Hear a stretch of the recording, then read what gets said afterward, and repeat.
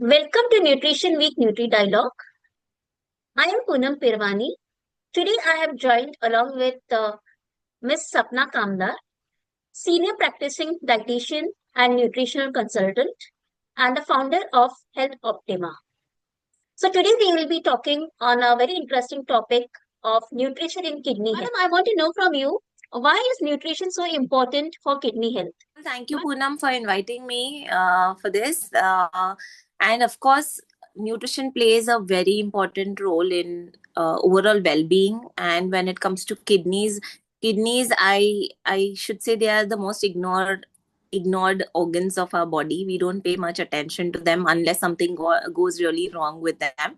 So kidneys are basically the filtering organs of our body, and they play a major role in filtering out the toxins, playing a major role in metabolism of vitamin D, calcium and homeostasis, and lot many other factors, the acid-base balance of the body, of the blood. And that's how kidneys are really important. And like every organ needs good nutrition, kidneys also need good nutrition and good care so that they function well and run for a longer period of time, so that we stay healthy and remain fit for our life. Thank you so much, ma'am. That makes it very crystal clear. Nutrition needs change with the dialysis and a non-dialysis patient. Yes, because both conditions are quite different, and they are very contrary to each other. So when we counsel patients, they are like really in surprise and shock when the dialysis patient comes to us and we say अभी protein बढ़ाना पड़ेगा, अभी आपका nutrition needs बढ़ जाएगा, आपका calorie requirement बढ़ जाएगा. So they are in shock. And whenever there are, because during the CKD, the chronic kidney disease phase, when they go through stage 1, 2, 4, 5, till the time they have been on restrictions of various foods, protein restriction hai, wo fluid restriction hai. Of course, fluid restriction continues, but there are a lot of restrictions during the CKD stage.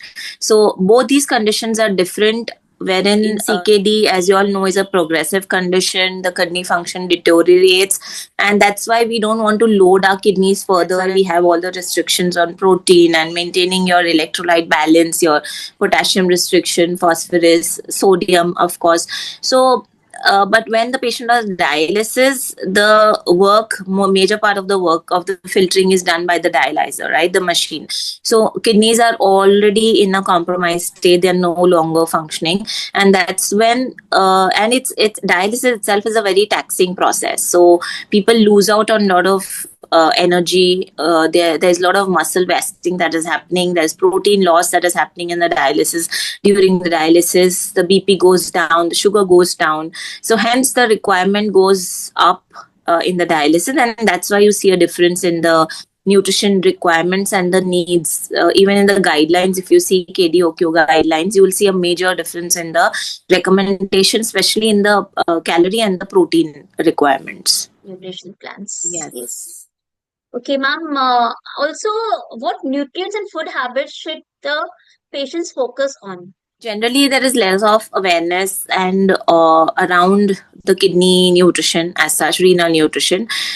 People come to us in our later stages, and after being pushed by the nephros, and when they are really in that bad state, they come to us. So obviously, they are in that state of malnutrition and malnourished. They are already. So we need to take care of their energy intake, their protein intake, their potassium, sodium, phosphorus, calcium, vitamin D. All of these needs to be taken into account. Besides that, if you see kidney disease, most of the patients have low hemoglobin levels. When they are elderly patients, they are fragile. There's a lot of muscle wasting that's happening. They're prone to fractures if not taken care. So all of these nutrients is something that they need to consider, and they need to be aware why so much of food is recommended to them. And when it comes to restrictions, major restrictions that we put on nutrients are sodium, basically. That is the salt restriction that we rely on, and the fluid restriction is something that the nephro would advise, and we ask them to keep the fluid under control so that there is no water retention and the kidneys are not being overworked. these two are the major nutrients that one needs to focus on. And besides, when it comes to eating well, protein is something to be really careful of. Eating good sources of protein, good biologically available, high biologically value available proteins.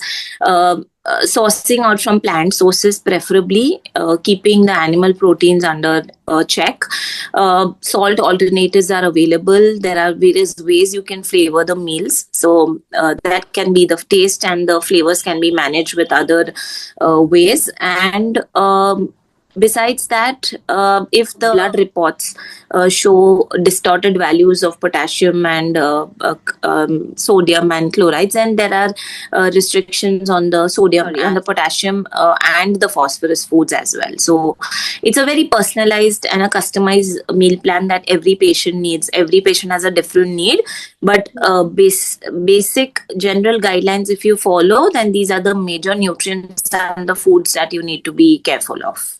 Ma'am, any lifestyle tip you would like to advise on beyond food? So when it comes to lifestyle tip, I would say that don't let the kidney problem set in first place. So that awareness, that consciousness around, if you are a diabetic, if you are a blood pressure patient, if you have uncontrolled sugars, try to manage them well first with weight loss and correct dietary habits. Try to control these comorbidities, which can eventually lead to any kind of kidney disorders later in life. So one is prevention better than cure, you would agree. And in terms of CKD or kidney patients, kidney disease, it is prevention is better than management. So only management is what we can do with these patients, right? So, and maintain your salt intake to as much as low as possible, keeping the processed foods under check. Don't overdo on the processed foods. Drink enough water so that your kidneys are flushing out all the toxins well. Exercise is a routine, or a basic physical activity should be a part of your daily routine so that you maintain your weight and your metabolism and the overall well-being of the body. And not taking avoid taking unnecessary pills or unnecessary antacids or OTC drugs, just for the sake, because it may harm kidneys in a long run. So maintaining a healthy lifestyle with a good home cooked food, minimum of processed foods, minimum of salty and processed foods, and maintaining adequate amount of fluids in your diet should really help, along with some form of physical activity. Yes. Thank you so much, ma'am, for your valuable insights on the kidney health and the nutrition health. So let's together work for building a healthy India and strong India. Thank you so much, ma'am. Absolutely. Thank you, Poonam. And this, of course, is a very vast topic, and we might need more such episodes and more such series to cover all of it. But yeah, thank you so much, and a happy Nutrition Week to all of you all. Thank you.